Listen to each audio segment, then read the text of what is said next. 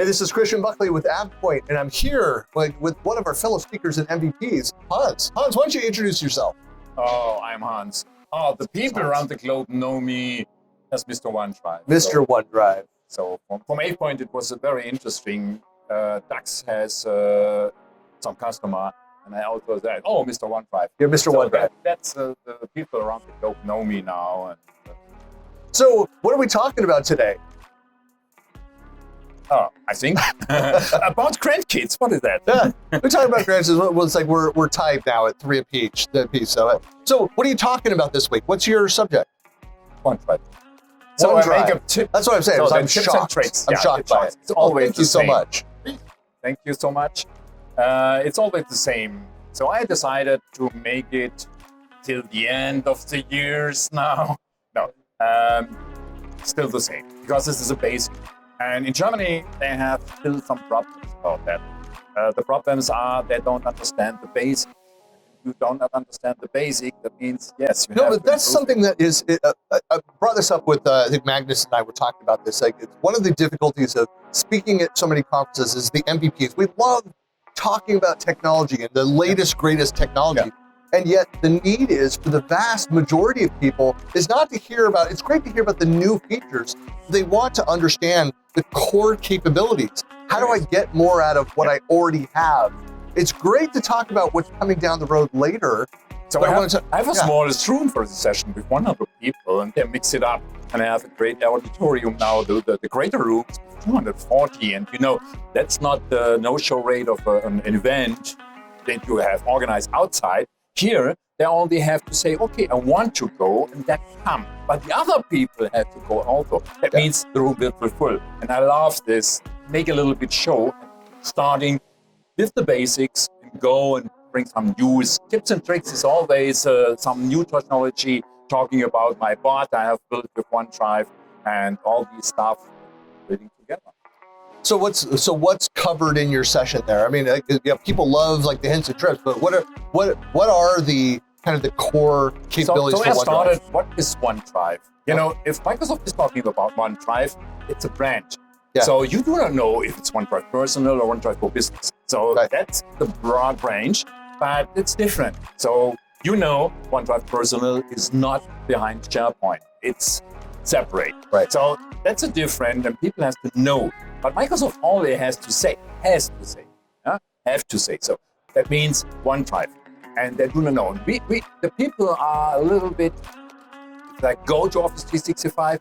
What is consuming? What is there? Is it OneDrive or OneDrive for Business? There is OneDrive. No, it's OneDrive for Business, and that changes a lot.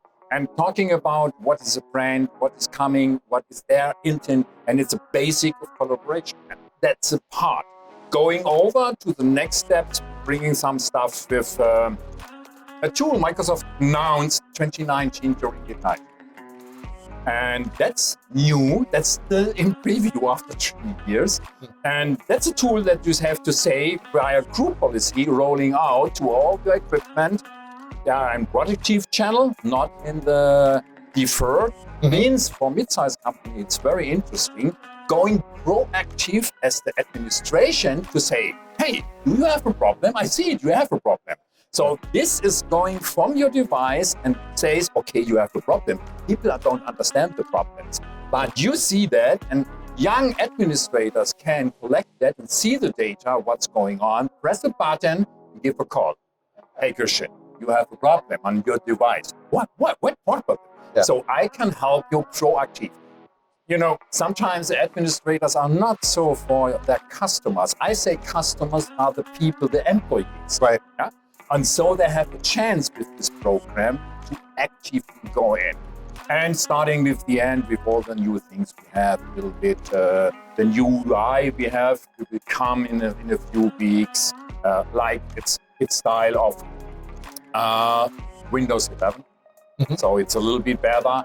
And also you see some data that has been removed. That means in Office 365, if we handle that, we have a conflict, you have two choices you can put in. That will gone, because that will be another way. And therefore you see it in this environment. And also about group policies and so on. And although about, that's part of them. Normally it's 1 hour, but I have only three parts of it. What are the limits? So I tell about Reddit. I look for the stuff and have to say, look up a few questions. And so the number 300,000, my magic number, that's the highest we have with files. Right. And if I ask the people, tell me how many files are there? Oh, 56, 65 gigabytes.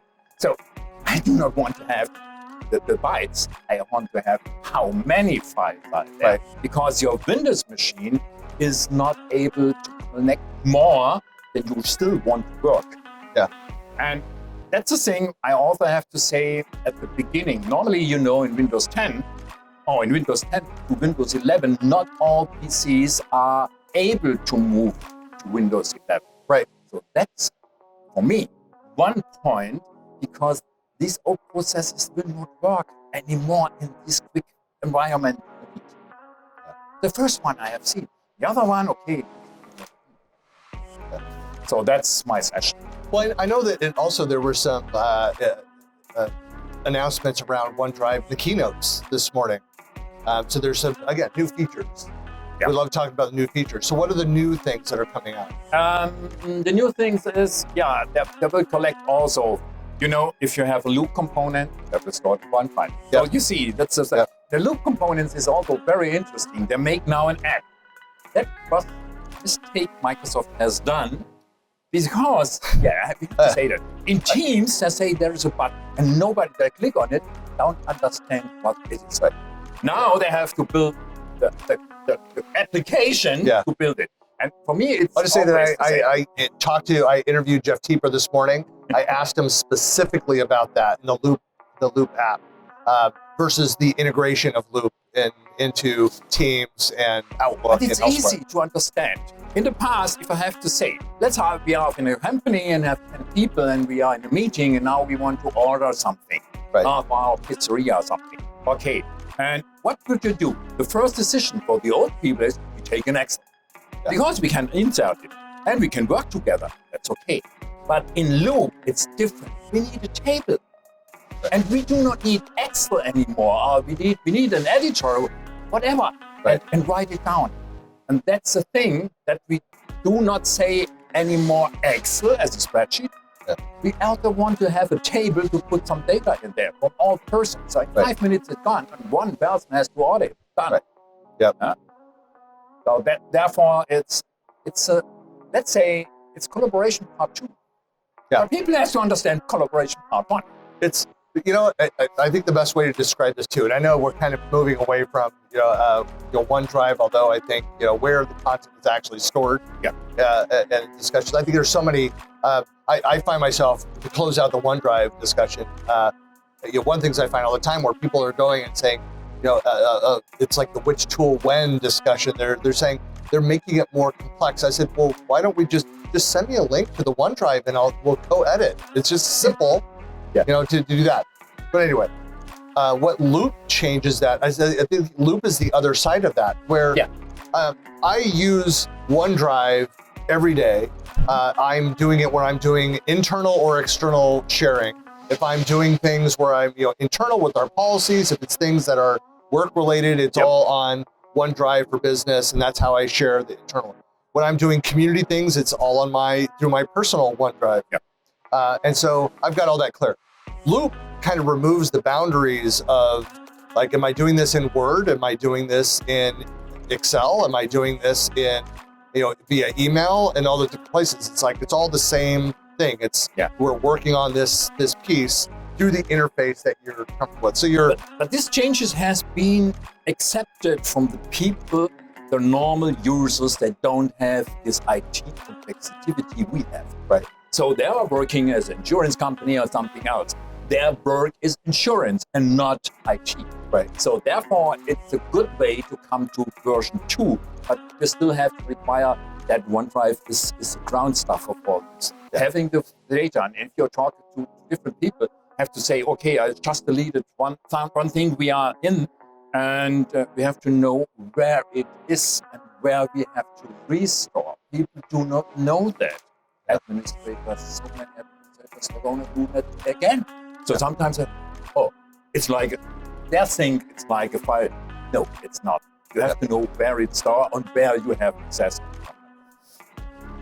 There's a lot going on with OneDrive. If you have any questions, Hans is your guy. Mr. OneDrive. Yeah, you can search it. You'll find him. Great person to reach out, approachable about doing that. And of course, there's a lot going on around Loop. So if you're not up to speed on what Loop is, definitely go check it out. There's a lot that's happening. I think that's one of those breakout products. We're going to hear much more in the next year, especially with once the Loop application, front-end app gets released.